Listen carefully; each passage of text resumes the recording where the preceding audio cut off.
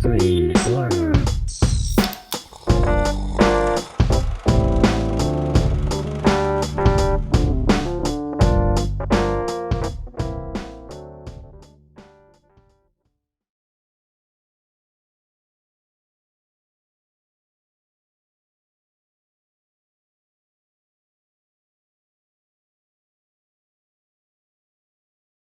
Hello and welcome to Screen Slurps, the movie review podcast where we discuss the good, the bad, and the savage in the world of cinema.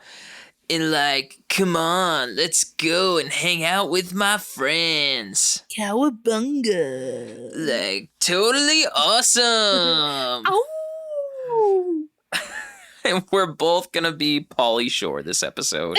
Lots of Pauly Shore impersonations. I'm not gonna lie, anytime I hear the name Pauly Shore, my first thought is Jersey Shore, because that's just the Well, world and we Pauly both D grew up. is one of the guys from Jersey Shore. It just gives Pauly Shore a bad rep. It really Pauly does. Shore and Pauly D are very different people. I can't help it. And my first thought every time I hear Pauly Shore's voice is Goofy movie.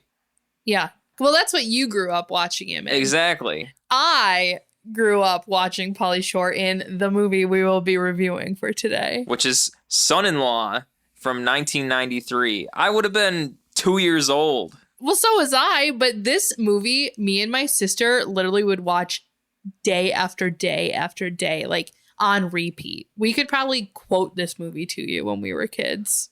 I mean, the fact that you grew up watching this movie and falling in love with this movie Explains a lot about me. Still loving this movie explains a lot about the kind of movies that you love, and also really put me in a position as I watched this movie for the first time for our review this week. And listeners, you will certainly hear my perspective on this movie when we discuss what this movie is all about on this week's episode. That was ominous. Oh yeah, we're going to get into the details, but before we get into that, we're going to talk about our side slurps for this week. That's right, our side slurps are things we did other than watch the film of the week. Things like watching other shows, other films. Maybe I was listening to some brand new music. That was one of the things I was doing, actually. But we will get into that. So, Laura, what have you been up to this past week? Honestly, I feel like this last week was a blur. I don't even know what the heck I did. I didn't read a book. I don't have a book to talk about this week. I don't know what my deal is.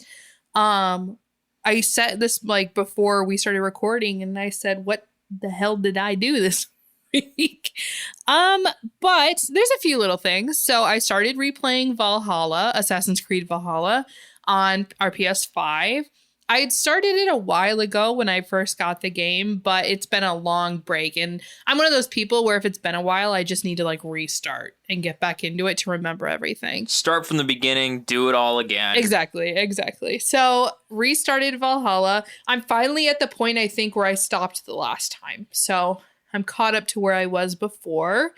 Other than that, you and I have been watching a few new TV shows. So we watched the first episode of The Righteous Gemstones on HBO, which looks like it's going to be a lot of fun. I think that's something we should definitely keep going on. It stars John Goodman and Adam Devine, and it's about this really wealthy, prominent Club Jesus-esque family who lead a mega church. But there's a lot of bad things happening in the family, right? Like drugs, and they just, spoiler, murdered someone at the end of the first episode. So it's going to be interesting to see. As you can tell, listeners, we kind of like when religion is criticized. We're watching Under the Banner of Heaven, and then now we're in The Righteous Gemstones. There are things to be said, when watching shows like this and hearing all about things like this. When I say religion criticized, I mean Christianity. I am so curious, not only watching shows that cover religious topics and just psychological topics. It doesn't have to be about religion. It's just learning about the human mind and the human psyche as people do different things and get people into groups, or even if it's just by themselves. It doesn't have to be a group. It could just be the human mind in itself, to learn about why someone is motivated to do something else, and to see actions take place because someone is thinking, this thing happened to me when I was younger, and so because of that I feel influenced to do X, Y, and Z. And I watch this on television and immediately I'm thinking, this is so fascinating, because one person did this. Does that mean a whole group of people are going to do this now? That's just human sociology. I am just dumbfounded when I see shows like that, real shows like that. Watch fictional shows like that too. It gets really entrancing, or I'm combining words now. Entrancing, making your own mind word. enhancing. I kind of like it though. Entrancing. Yeah, it's like I was entrancing and enhancing. It's entrancing. It's a whole new word. Well, that what you're saying too leads into the other show that we started watching just this last week, which is Dexter. So that's also very much like a psychological understanding how like a person's brain works. Someone who is considered to be not normal, like what is normal, but Dexter definitely has something going on. And Dexter is a superhero of another scale, because if you want to define him as a superhero, but he goes after serial killers. He works for a forensics team, and in his own way, he himself is a serial killer. Yeah. A serial killer who kills other bad people. Yeah. It's an interesting show. We're not very far with that or Righteous Gemstones. So we got to keep going on it. And Banner of Heaven is coming out weekly, so we'll keep up with that as well. Other than those shows, I mean, we did a few little things this past week. Like we met up with some friends at a new brewery that we tried out. I met up with an old coworker of mine as well. So just a little things here and there, but nothing crazy. I think that's it for my slurps for this week. Nice. Yeah, some good stuff. And so I was going to talk about watching the series Dexter, where Laura left off. I actually hadn't seen any of the other shows that Michael C. Hall was a part of before I had started watching Dexter earlier, such as 6 Feet Under. Have you seen that one at all? No, I don't think I've watched it at all. 6 Feet Under is a really good show. It's very dark, but it has like its comedic moments to it. It's very good. But I had watched Dexter, I believe the first 2 seasons of Dexter years ago. I think they were still putting out new seasons of it on Showtime, or it was when they moved the show over to Netflix, I think. But that was when I had watched the first 2 seasons of it. And that was all I had watched of the show, was about the first 2 seasons.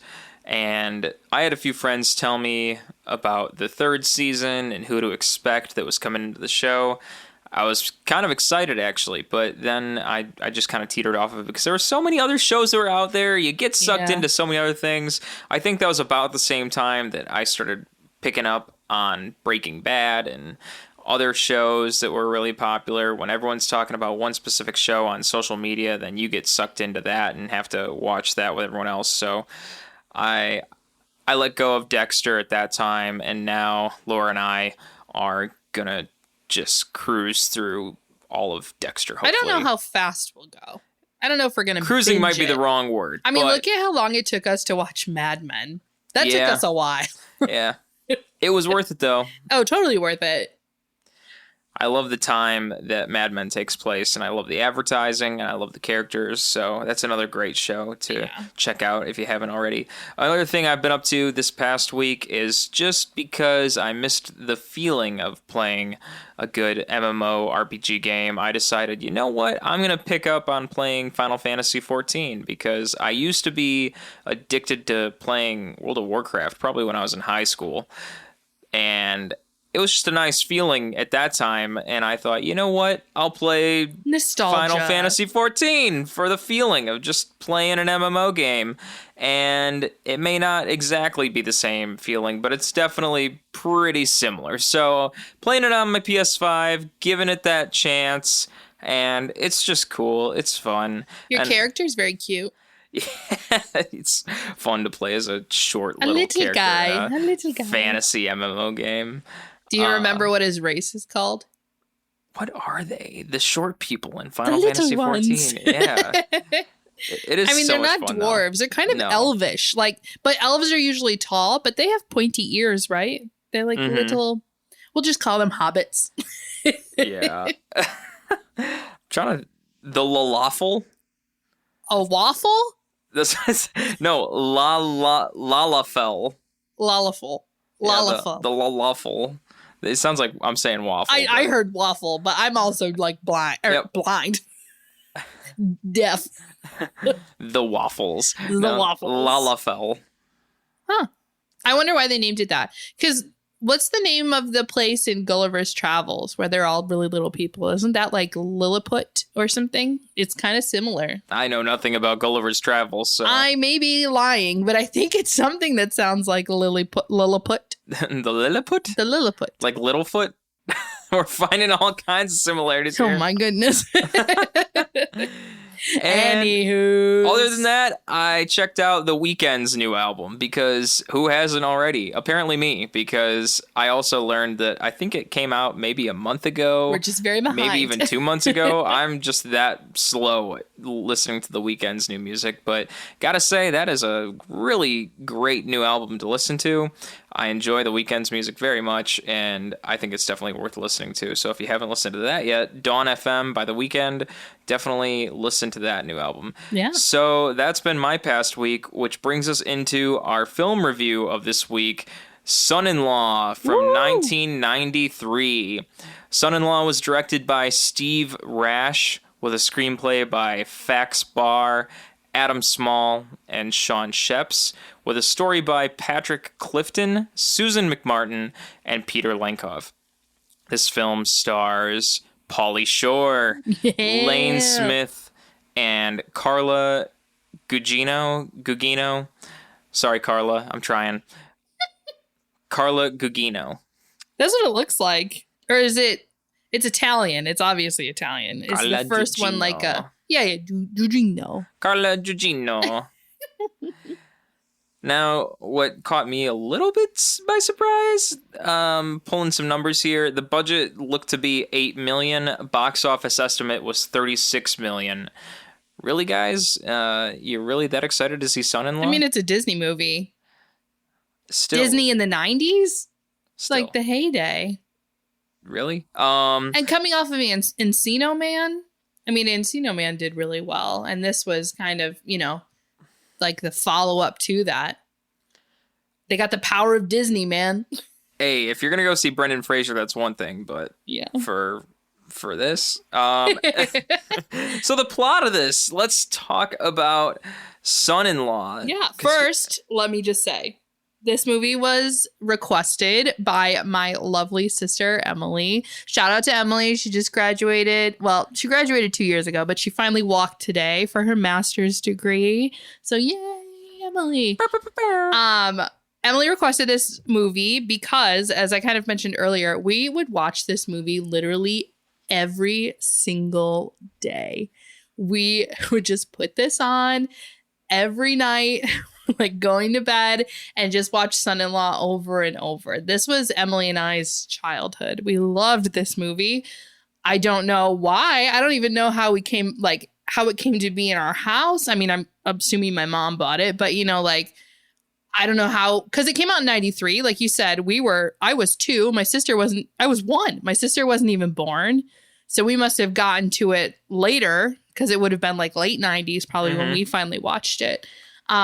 But this movie was our childhood. So just wanted to shout out to Emily. Thanks for the request. See, I can totally relate to that, except the movie or movies that I watched nonstop as a child were probably Dumbo, Pinocchio, Aladdin, and Grease. So Oh, Emily and I, this is so random. We watched Son-in-Law.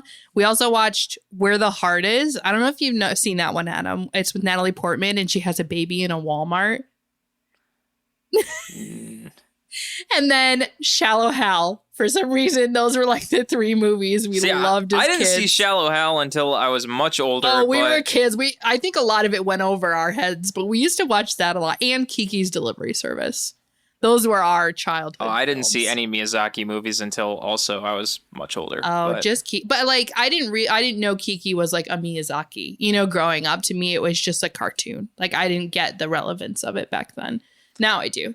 But hey, we can talk about that another time. Yeah, we can watch this Miyazaki. week. We are talking all about Son-in-Law, and I'm excited to hear the kind of things that you and I have to say about this. Yeah. But let's dive into it. The plot of this film, listeners. This is something else. This is just maybe we can all relate to it.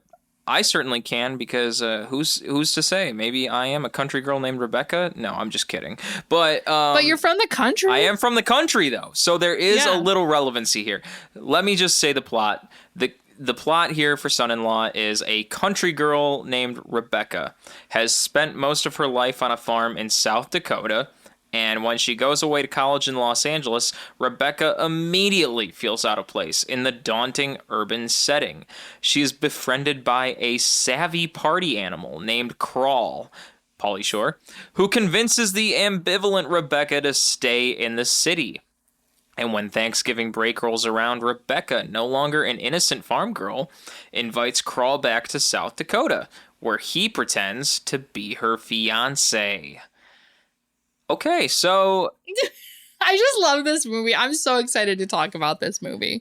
Going back to what I just said about, relativity, though, to people's lives, I will say, yes, I did grow up on a farm, and now I live with you in Chicago.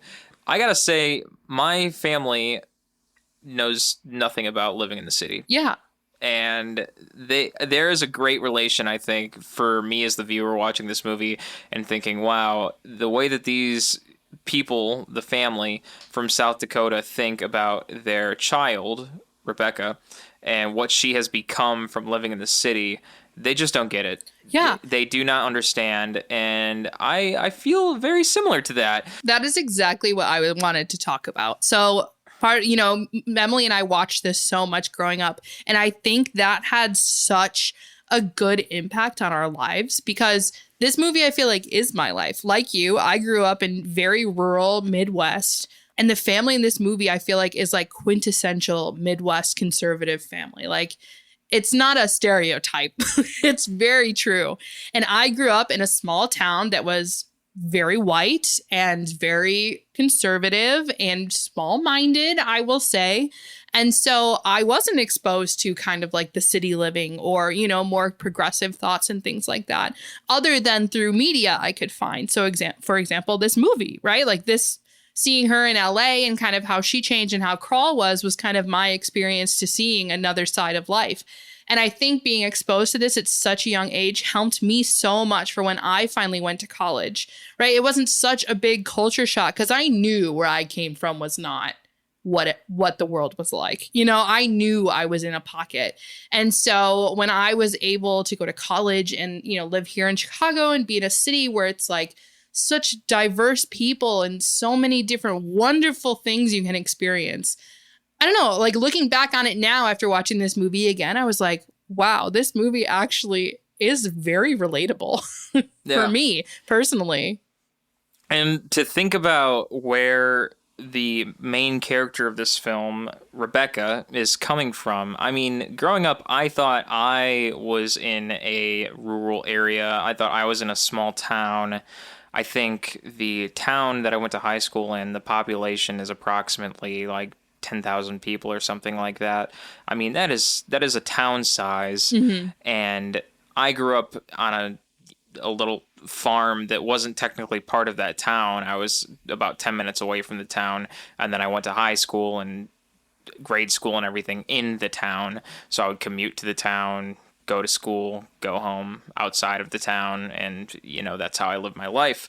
But the character in this film, Rebecca, she is in South Dakota. I was not in South Dakota. I was in Illinois. But South Dakota is even more of a tiny land. Well, I mean, just look at the movie opens with them graduating from high school, and her graduating class was like 50 people. Yeah. There were, and so I'm from a much smaller area than you. My graduating class was probably only 100 kids, around 120 maybe tops. So, you know, that it's not so crazy for me, but like you're saying, it was a very, very small town. Everyone knew everyone. You know, you know everyone's business. Like, you all go to the same country club every Friday for dinner.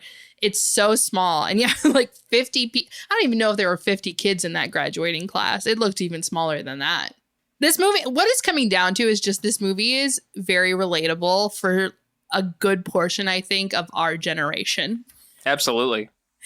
Like, our generation, I think, were the ones that like got away from home and went to the city. I mean, other people did, but it just seems like a lot of people that are my age and our age went and did that. And I think for me, my thing growing up in my living situation was I did not want to have a fear of going into a city. I think I always strived to be in an area where there was a lot of people because I wanted to communicate with more people and more people and as many people as I could to just branch out and expose myself to learning more about other people and making more communication with more friends, networking, things like that. And you couldn't get that in a small town because it would be just like you were saying, Laura, you would already know the people around you. It would basically be like you already know your neighbors, and that's about 5 or 10 people. And you pretty much are stuck working in your family business. So it's not like you get to, you know.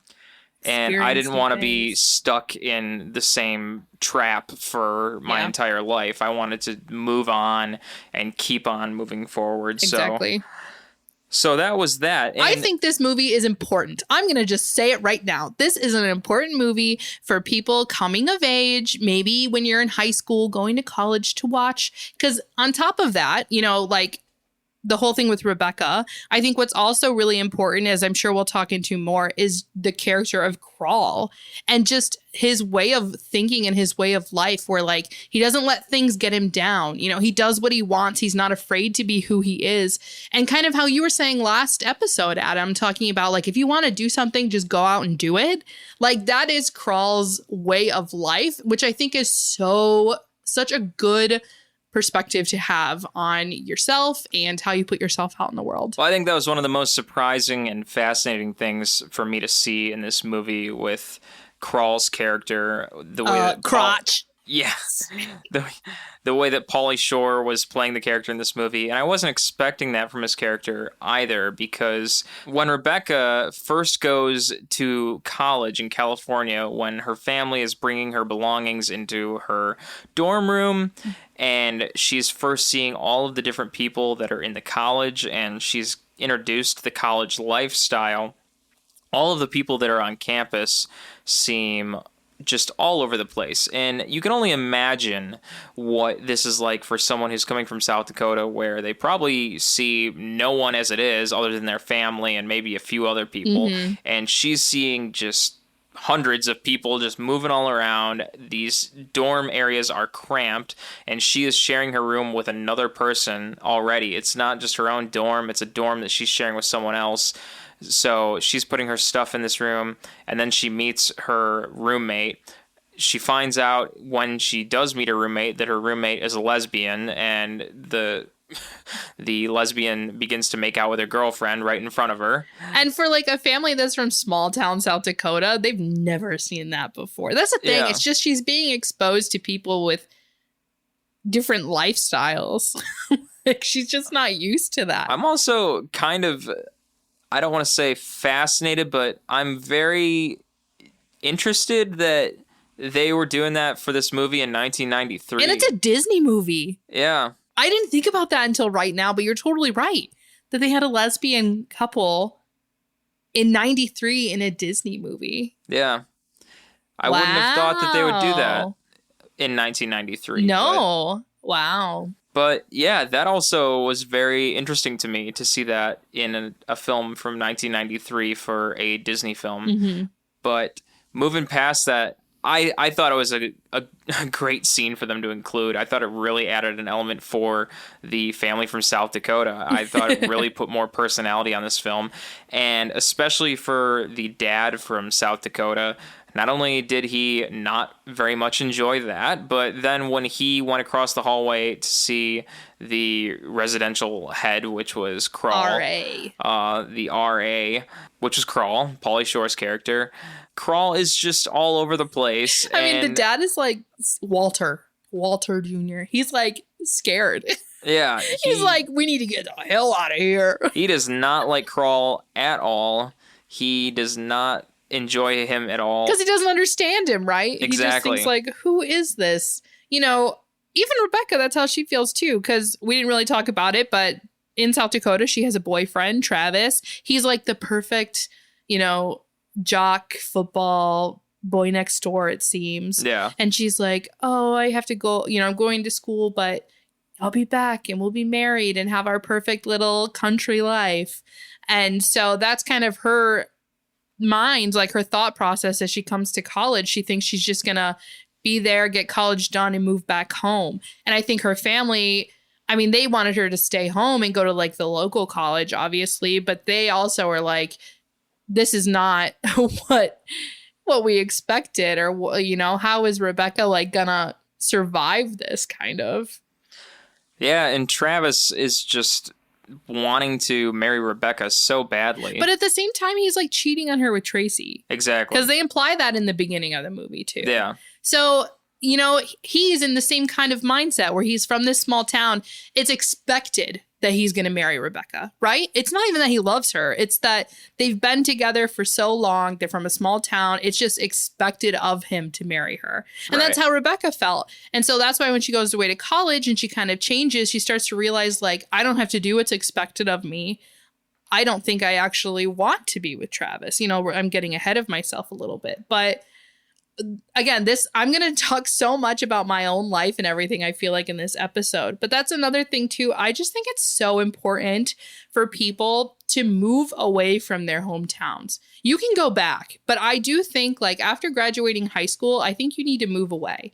Be away from your parents and like experience a new thing in life, meet new people, figure out who the hell you are.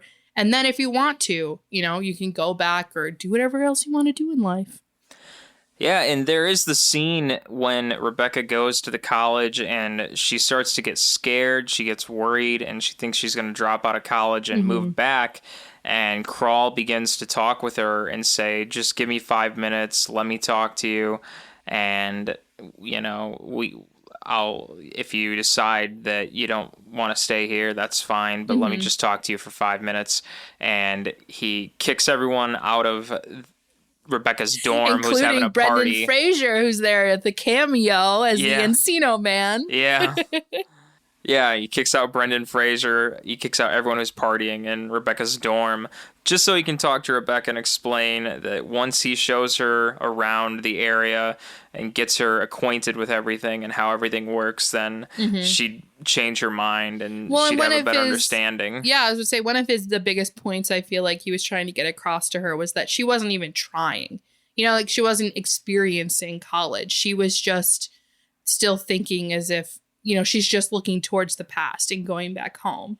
And his big thing was like, you haven't even been into the city. You know, you haven't seen like what LA is. And so that's when we get a nice little montage of like, she's all that makeover.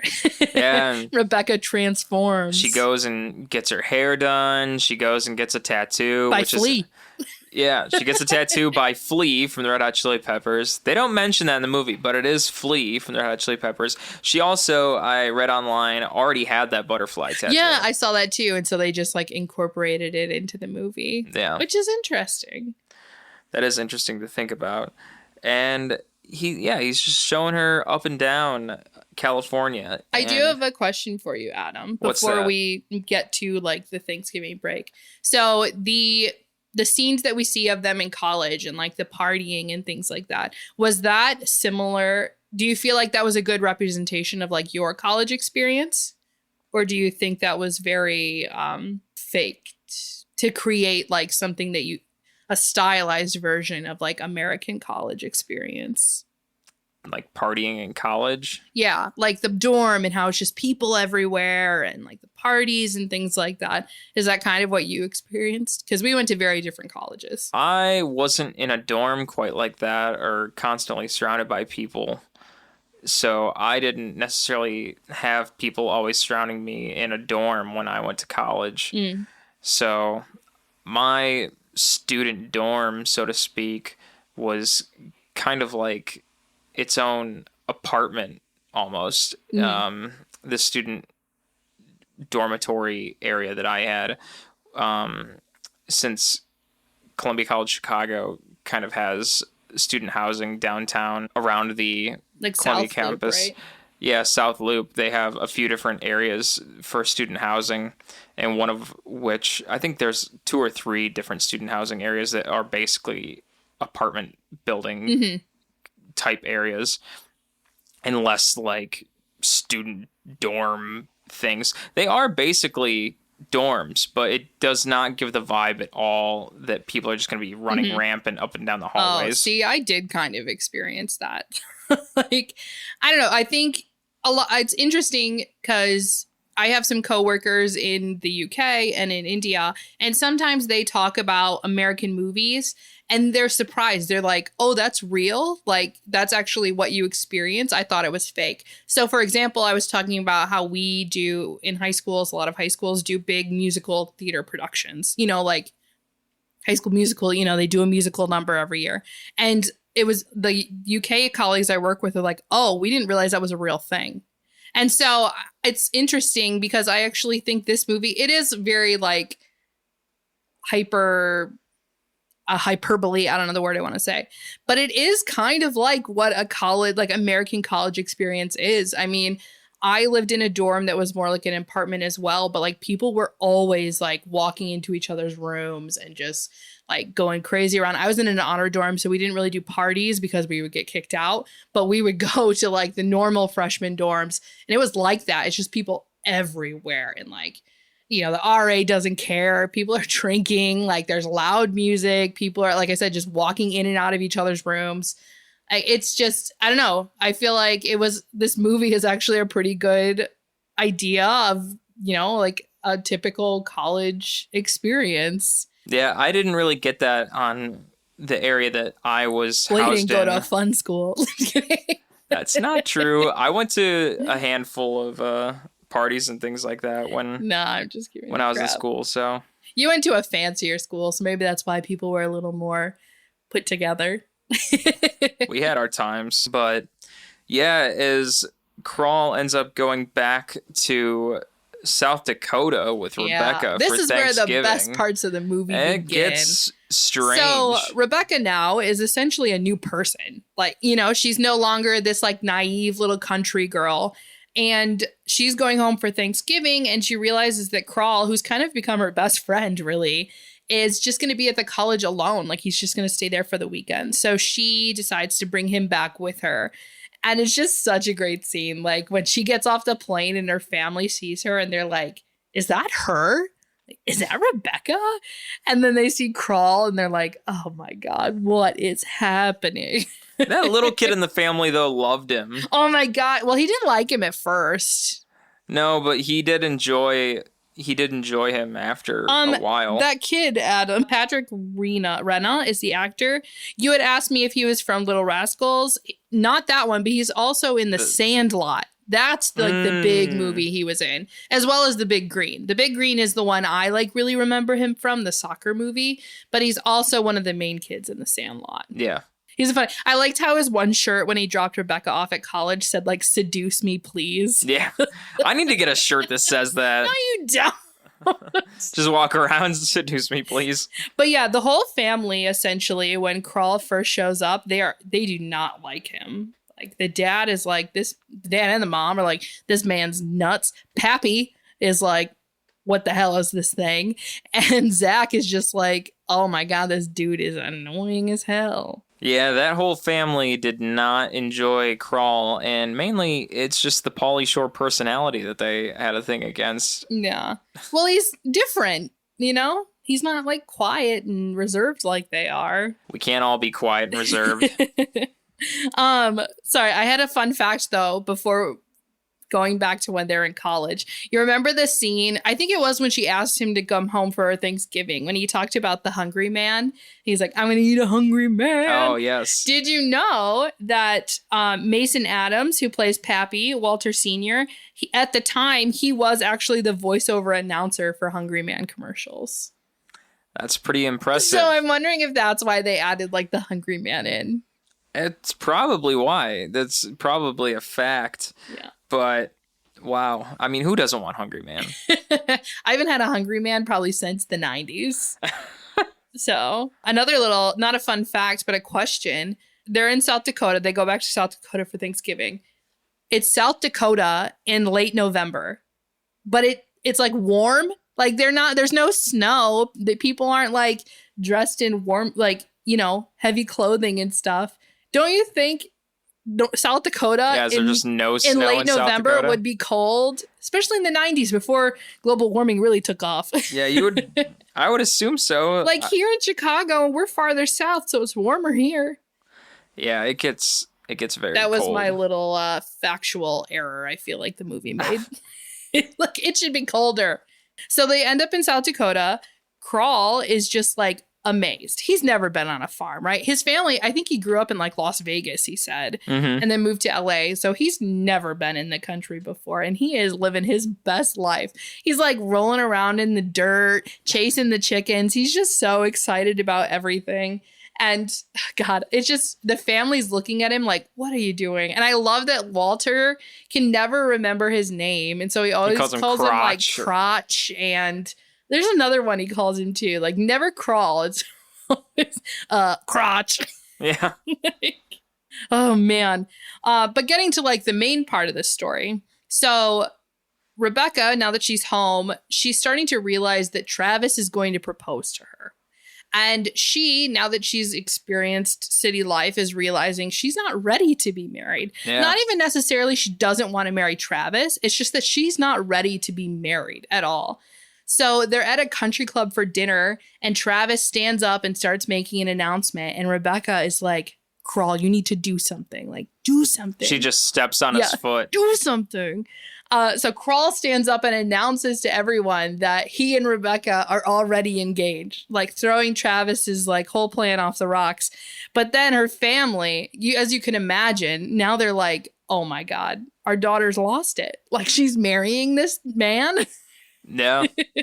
And they're trying to throw Crawl under the bus a little bit by prepping him to become a farmer.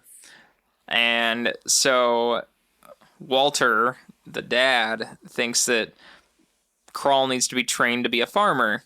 Because he's got to provide for his daughter. Yeah, he's got to provide for the daughter. So everything that Crawl needs to learn to become a farmer first starts off going very badly. He is horrible at learning how to feed all the cows. It's typical farm things they make him feeding do, right? the cows, feeding milking the pigs. the cows. Yeah, milking shoveling cows. shit. Yeah. Riding a tractor. It's very stereotypical farm work, which is farm work. I mean, obviously that is what happens. But yeah, he definitely struggles at first to be a good farmer. And then he himself takes his own time to figure out ways that he can do all of it very well. Whatever the gizmo was that he made to like put all the grain into like the grain troughs. Oh, I think he was just in rollerblades and he like strapped the food to his back somehow and like rolled down. Which looks like it was not working very well, but but for the movie, he still did it. So while he's kind of like proving himself as a farmer, at the same time he's starting to like endear himself to other members of the family, and they're starting to like him. Like how you said, Zach, the little brother, like really starts to see Crawl as like kind of a big brother, and they kind of connect with each other because they're hackers and know computer things. And then Crawl gives Connie, the mom, a makeover, and so she kind of starts, then she feels sexy, and Crawl Walter also likes explains that he was majoring in like everything. He majored in everything. Yeah, majored in everything at school. Like, oh yeah, I took 6 months of hacking. I took 2 months of karate. But yeah, slowly, you just have all these really great little moments where the family is starting to realize like Crawl is actually he's a pretty good guy, you know? It just makes me happy. Like, and yeah, the whole makeover with Connie, and then she goes to the dance and Walter sees her and they have their little like some rando walks up to Connie. Is like, "Hey, can I invite you to a dance?" He's like, "Get the hell out of here!" But it like rekindles their romance, and I just love it. It's so wholesome and it's just so cute. And then even so, at this point, the Warners are starting to realize like, Carl is going to be their son-in-law. They need to accept him into the family. So they're trying to kind of involve him in more things. And so Walter and Pappy go on a fishing trip and Carl comes along with them. And while they're there, Pappy kind of has like, I don't think it was a full heart attack, but like something happens. And Carl tries to help him by giving CPR. But at the same time, like, the fact that Carl tried to help means so much to Walter, the dad. And I think that was really the turning point for him being like, Carl's a good guy. Yeah. Yeah. And Pappy still came to and did not want to be kissed. What was the line? He was something like, if it comes down to me dying or being kissed by him, I'd rather die. It was something like that. Pappy had some good lines. Yeah. We'll talk about the favorite line later. And for his bachelor party, Travis says that he will host or plan the bachelor something party. Fishy's happening. Like, why would Travis throw a party for Crawl? Yeah. And so he does the planning for the bachelor party, and that does not go very well. Well, it goes well for Travis. It goes well for Travis. And you see, after the party happens, because Crawl ends up passing out at the party, that after the party, Rebecca is wondering where Crawl went off to, and she sees that in the barn that Crawl had passed out in the barn with Tracy. Just another girl that Rebecca had graduated with, and who Travis was kind of sleeping around with. So now Rebecca thinks that Crawl was cheating on her. Yeah. And she breaks it off and she says, "Get out of here, Crawl." The wedding's off. So Crawl, he's trying to figure out, he's like, I don't think I would have done this. Like, I don't remember last night. And neither does Tracy. Both of them are like, we have no idea what happened. But Crawl leaves because Rebecca wants him to. And, as Tracy's driving away, she realizes her seat was like pushed all the way back, right? And she looks down and there's a bottle of pills in her car, which aren't hers. And she realizes, oh, we were fooled with. Like, there's something mischievous going on here.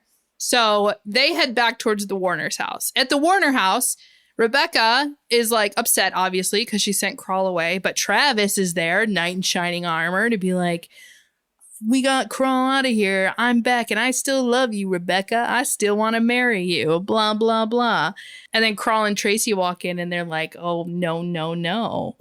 And that's when, the whole thing kind of gets explained that Travis and Theo, who's one of the farmhands, had drugged Crawl and Tracy and set it up to look like they had slept together to make Rebecca break up with him. Never a good thing to do. Yeah, no. Don't be doing things like that. And this is where Pappy's best line comes into play. So Travis obviously is trying to be like, no, no, no, blah, blah. And Pappy, I have the full line down here because I think it's so funny. Pappy goes, it really tweaks my melon to see a buff bro like Crawl here get wheezed on by a scumbag like you. It is pretty great the way he says that. It's just the way he says scumbag. Scumbag. He's like a sheep. Scumbag like you. And so they kick Travis's ass out. And the other guy that and worked on the Theo, farm. yeah, he gets fired. But most important is Travis gets his ass kicked out of there and crawls back and embraced by the family. And, it kind of ends with them saying, like, they're going to keep a long engagement.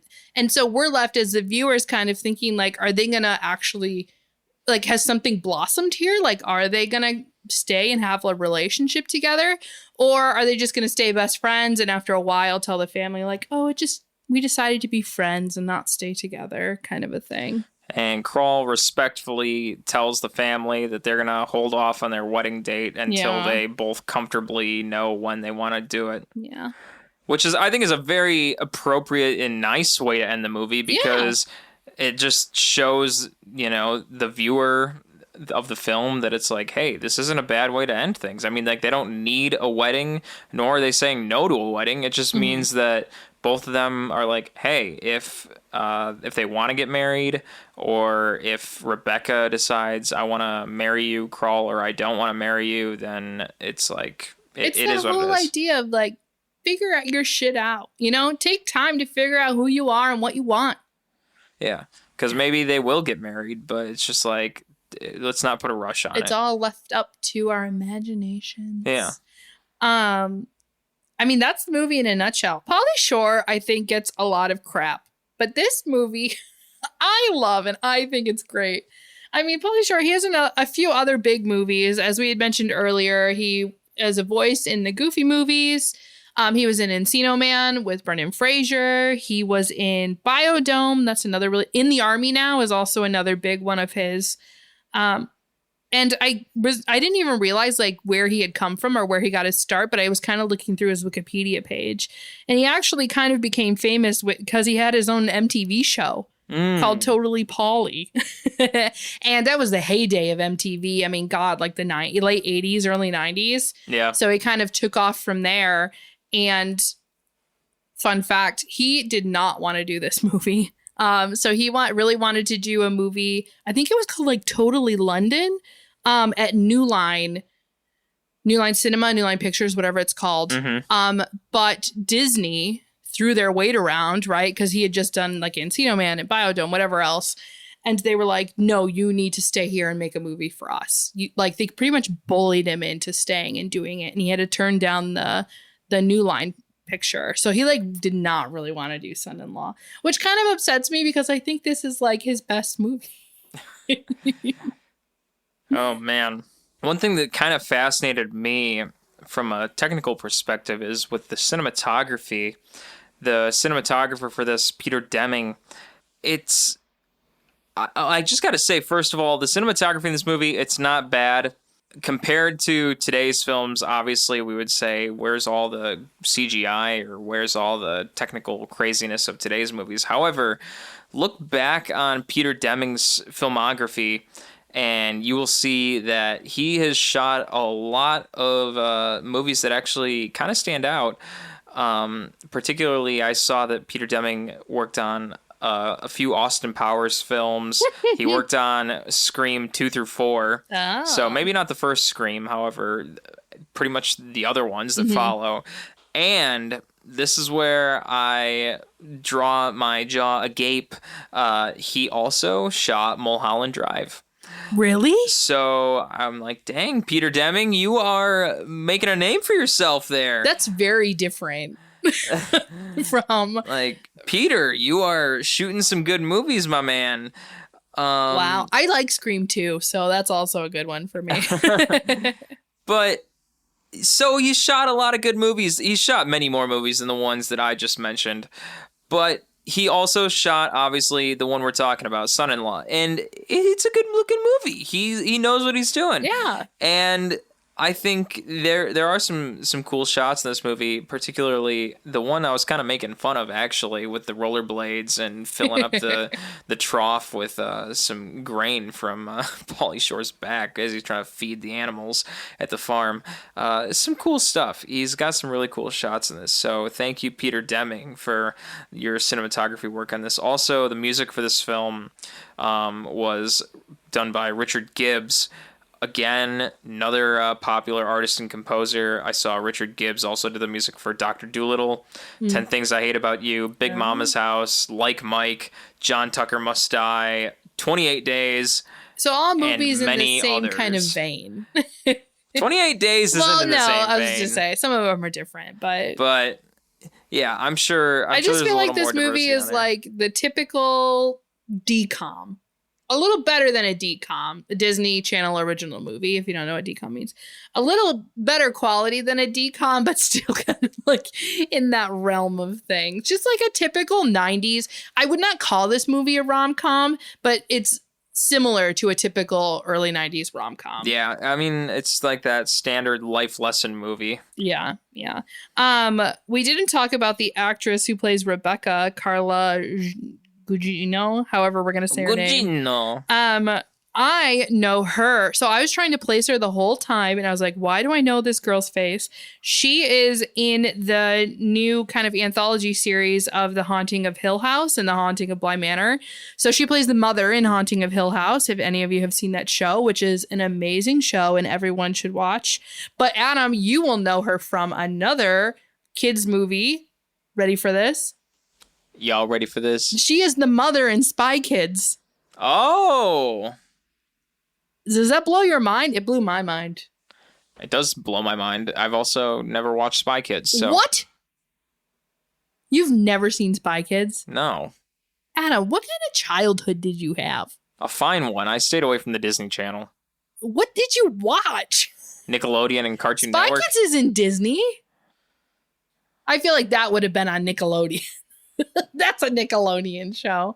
I cannot believe you've never seen Spy Kids. All right, I'm adding it to the list of movies we have to watch. I'm putting it on right now. Spy Kids. It's the Robert Rodriguez non-R-rated film. I cannot believe you've never seen Spy Kids. My mind is blown right now. We got some work to do. And then we can watch Sharknado and Lava Girl. Sharknado. Those are different movies. Shark Boy. Sharknado. He's the Sharknado. All right, I'm putting it down. Spy Kids. I have such a long list of movies that I need to show you. It's just getting longer and longer. Is there anything else you wanted to throw in there? I don't know. That's really it for my fun facts that I have. This movie, it just has such... I'm going into my slurps up, slurps down, so I guess I'll just stop. I got nothing to add at this point.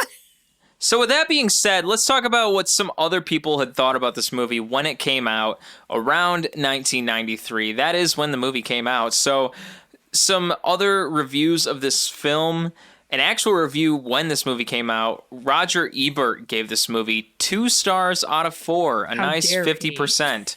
So Roger Ebert, you're giving us the halfway there mark. So, Laura, I gotta ask you, what do you think about that? I love this movie, as you can tell. So I think that's baloney. That's all you gotta say? It's baloney. How dare he only give this movie 2 stars? The real deal, Roger Ebert giving it 2 out of 4. He's a fool. He didn't watch the same movie as me. He's only given Pauly Shore a 50%. So. I get it. It's a dumb movie, but like it's so heartfelt and wholesome and funny and...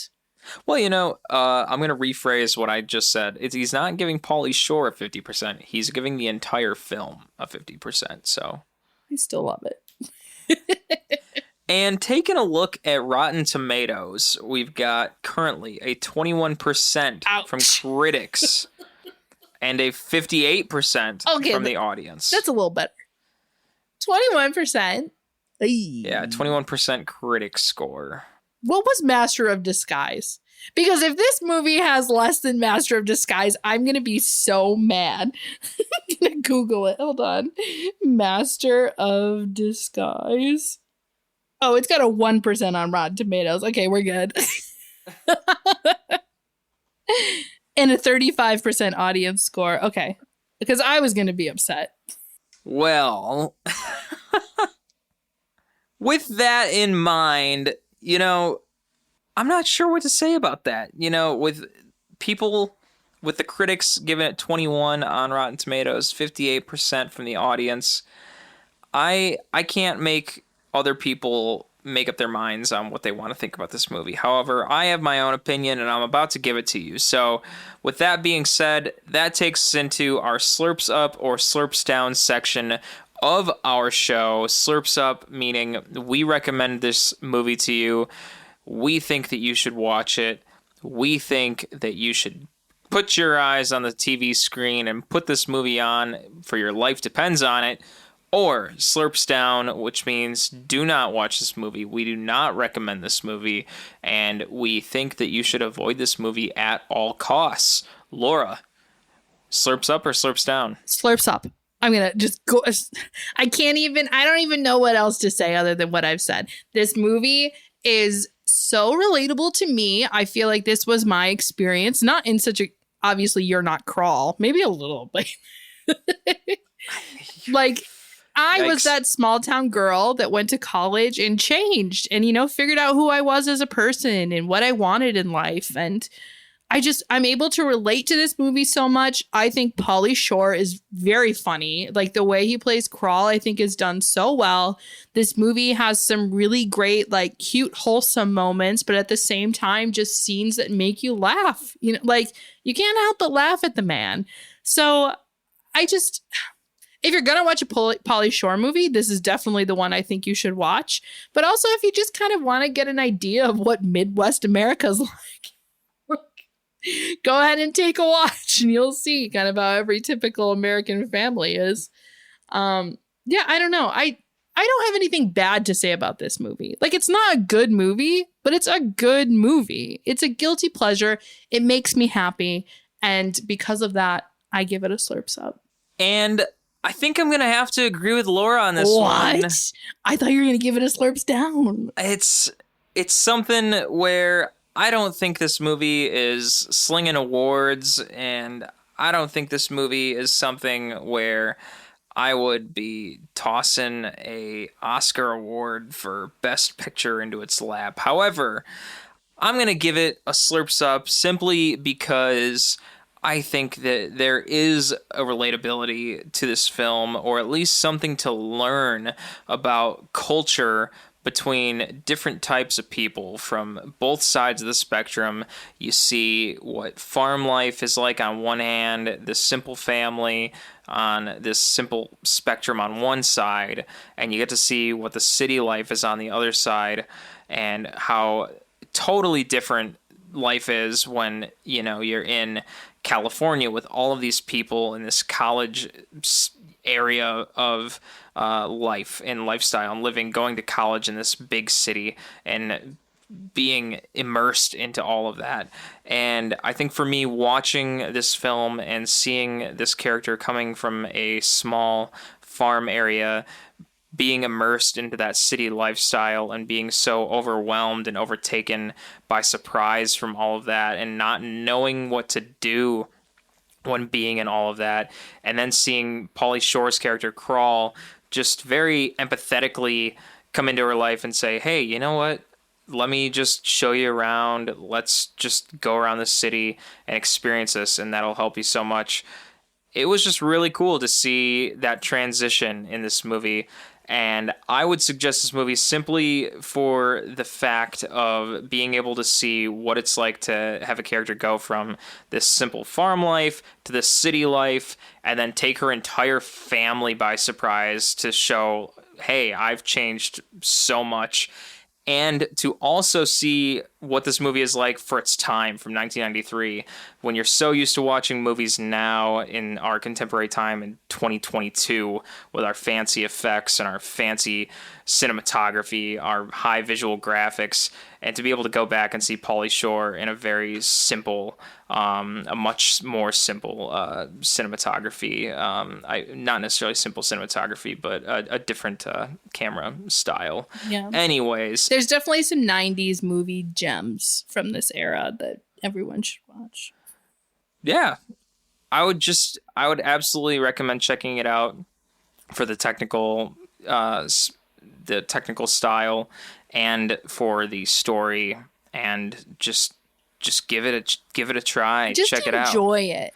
Absolutely. It's nothing deep. That's what's nice about it. The jokes are pretty funny. It's funny. The jokes are hysterical. If you're wanting something to put on that's not going to make you think really hard, that's not going to make you cry, you just want something happy, this is the perfect movie.